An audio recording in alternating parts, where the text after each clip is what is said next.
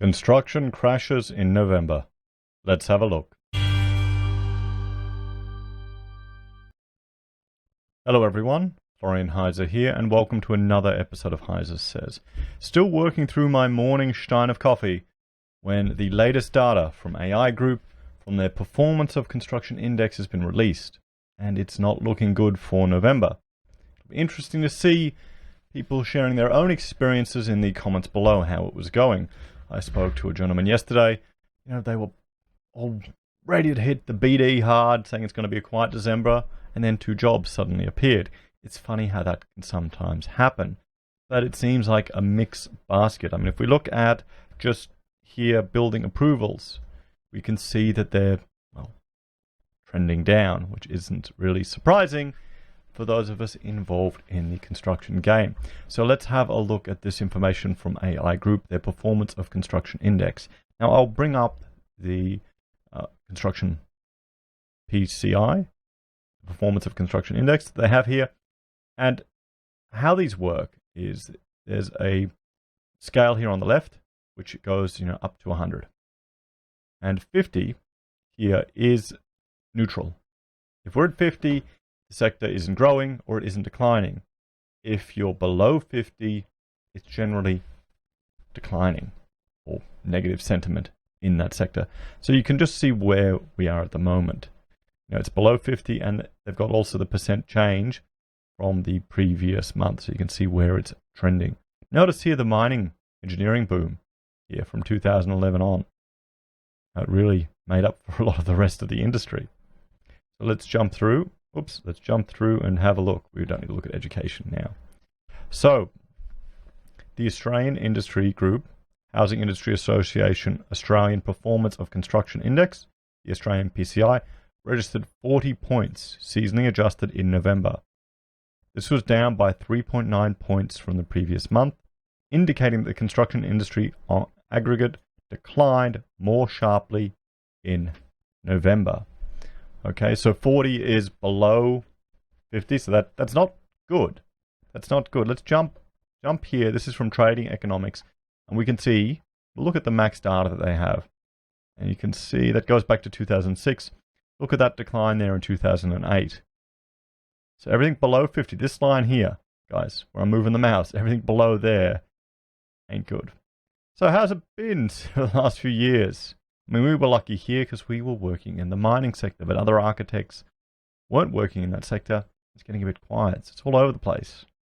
It was good in the last few years, and it's trending down. So let's jump back and have a look at this article. November was the 15th consecutive month of contraction in the Australian PCI, 15 months, with aggregate industry activity remaining firmly entrenched in negative territory and overall new orders falling more sharply.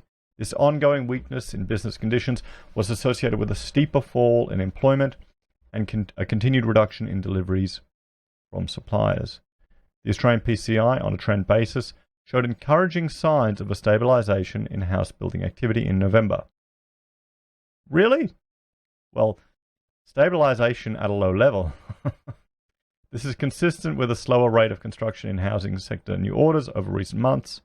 However, apartment buildings continue to exhibit weakness, declining for a 20th consecutive month, albeit at a slightly slower rate.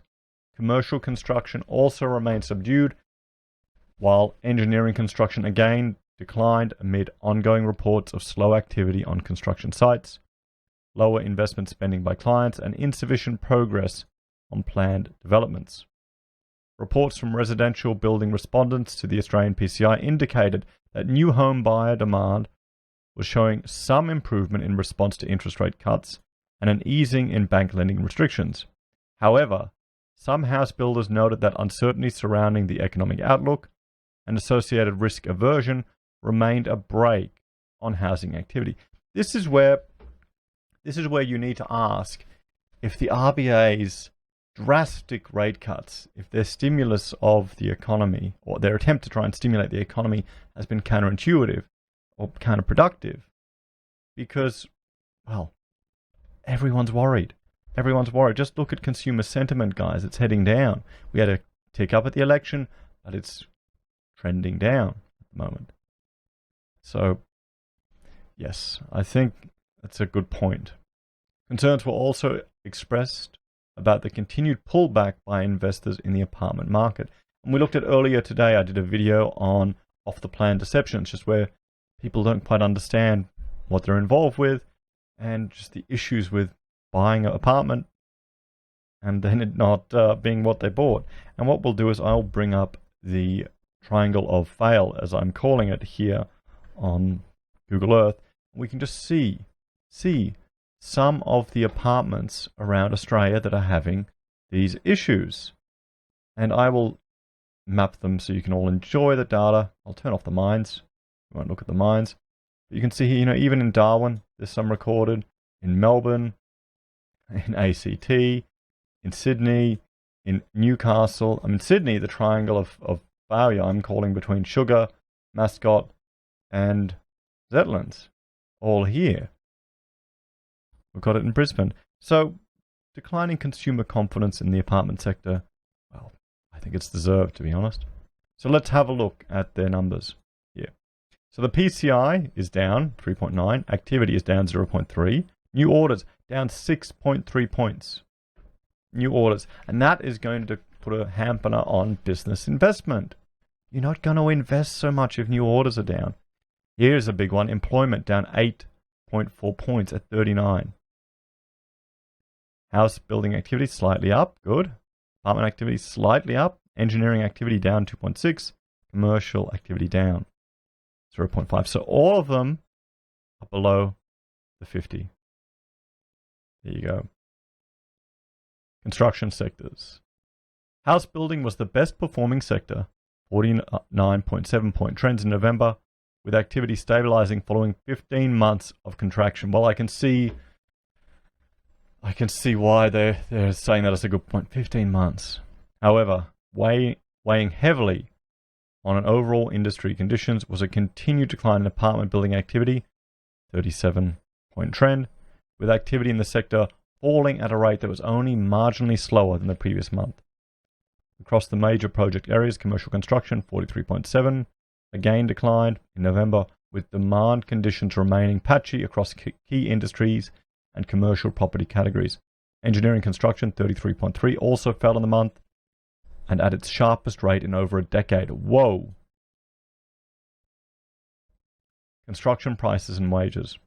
Cost pressures continue to be exerted in the construction of building projects in November, with the input price index in the Australian PCI increasing by 2 points to 67.8 points, indicating that input price inflation lifted during the month.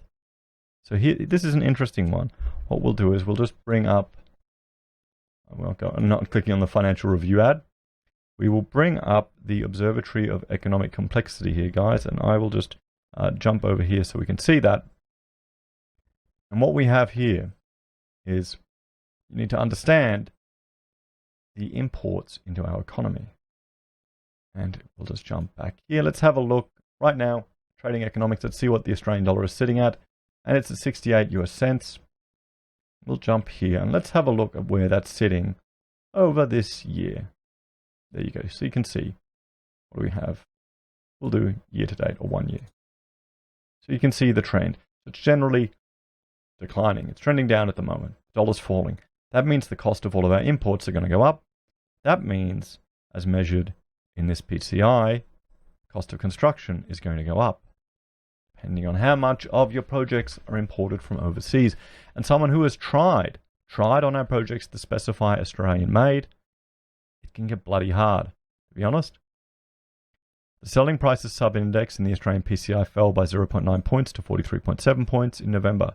This ongoing negative index reading highlights the strong competition between builders that is continuing to restrict pricing freedom and the ability of builders to recover rising costs.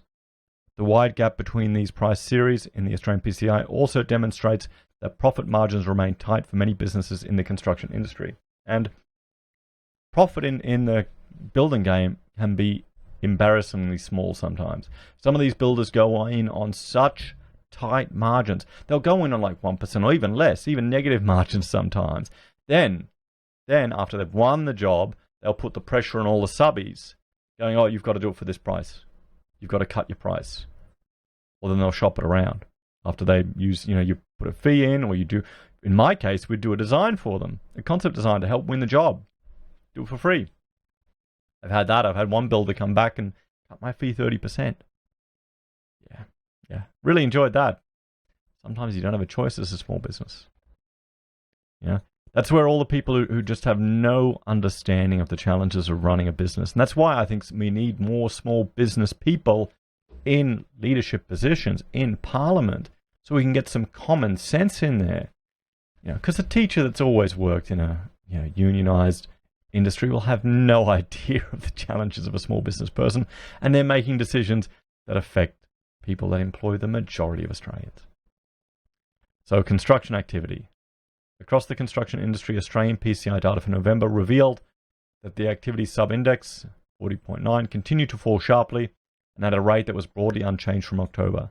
This reflects ongoing weakness in the uptake of new work on an aggregate industry basis, with the latest data signalled that the rate of decline in new orders, 37.5, was steeper in November.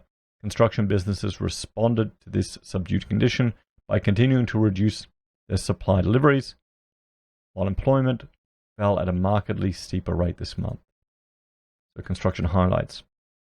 Across the residential construction sectors, downside risks to the outlook persisted amid ongoing falls in new orders. However, these risks have been tempered somewhat by encouraging signs of stabilizing housing activity. The commercial construction sector is continuing to decline, although higher approvals in some key project areas are likely to be more supportive of activity in 2020.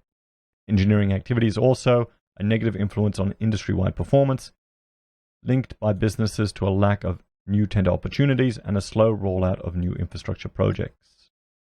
Construction concerns. Australian PCI survey respondents continue to indicate ongoing pressure from a highly competitive tendering environment and tight margins.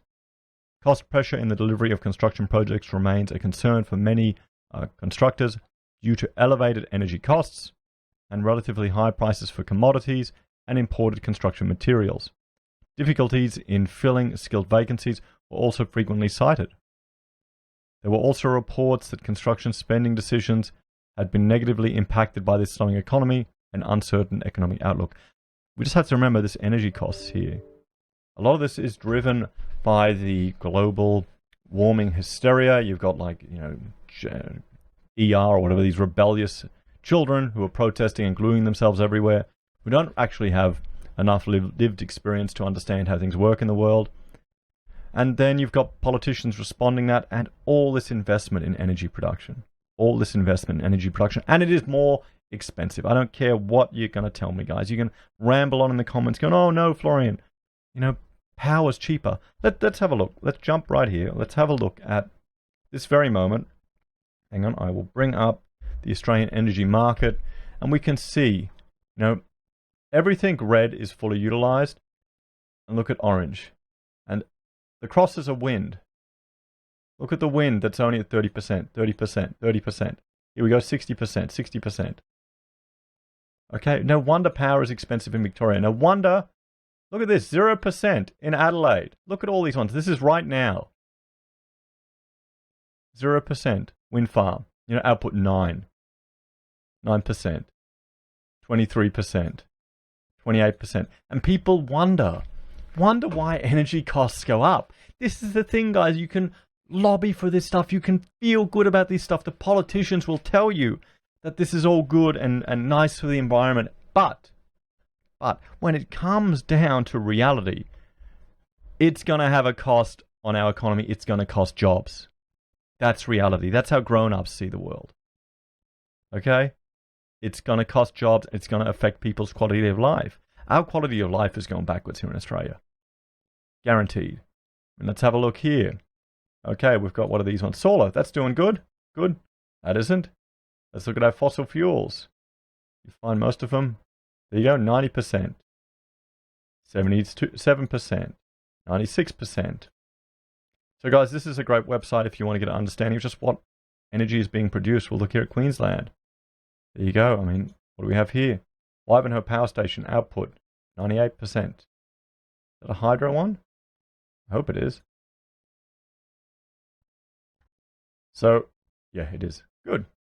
So you can see solar. Why are the wind farms producing nothing? Oh, wait a minute. We've got no wind. Funny that. Yeah. So you can see I'm questionable about devoting all of our economic resources into this because I keep seeing the impact of it everywhere else in the economy. And energy supply is a big part of decisions for businesses. I think Cadbury went to Tasmania with their factory years back because, well, the climate was called good dairy, cheap energy. So if our energy keeps getting more expensive, it's going to affect the economy. So we can see all the figures here. House building activity, okay. So it's started to trend up a bit. It's going back to level 50. House building new orders. It's trending up a bit, which is good. What do we have? Apartment building. I mean, there you go. It's not doing too well. Everything below, guys. Look at that. Engineering construction. Look at that drop. Guys, I will link to this if you want to go through the rest of the report yourself. We'll just have a look here. I mean, yeah. Not very good news for the construction sector. Let me know if you've encountered this in your business. Guys, how are you going? How's your future work lining up for next year? Or are you going to take a long holiday? Let us know in the comments below. Thank you for watching, guys. If you enjoy the content we produce here, I have a Patreon where you can make a small donation every month. Really helps. We have Amazon and eBay affiliate links where you can make a purchase and it does not cost you a cent and we receive a commission. It's a great way for you to support your favorite YouTube and social media creators. We also have merch on Heise Says. Pocket squares, perfect for your Christmas party while they still have them. And then finally, we've got PayPal and Ethereum if you want to make a donation that way. Thank you all very much, guys. Have a great day and I will talk to you later. Bye for now.